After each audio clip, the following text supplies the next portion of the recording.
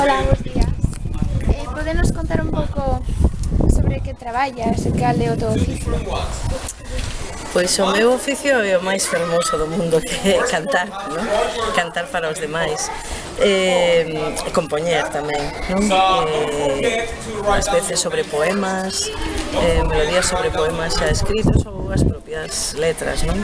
Ese é o meu oficio, que é comunicarme cos demais a través da música.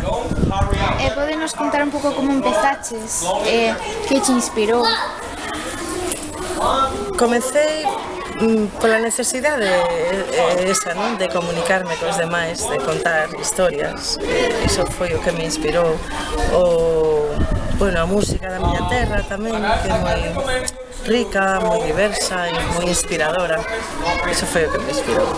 Gracias a cantar, viaxaches moito polo mundo?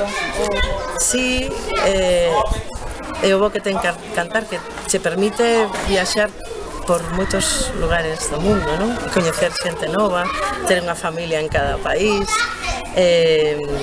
Eu disfruto moito viaxando, coñecendo outras culturas, mesturándome con outras culturas, tamén creo que se aprende moito, e musicalmente tamén. E ahora que estás en Londres, entereime que vas a actuar mañán no sitio. Sí, mañán actuaremos nun lugar ben fermoso, non? E peculiar, na Capela de Todos os Santos, en Oxford, non? E temos moita ilusión, para que veñan toda a comunidade galega e non só quen queira chegarse ali para compartir as nosas baladas da Galiza imaginaria. Gústanos moito Londres, xa estiveramos aquí noutras ocasións, tanto Naz como a min, e esta vai ser unha nova oportunidade de encontrarse. Pois moitísimas gracias. Nada, vos, un bico.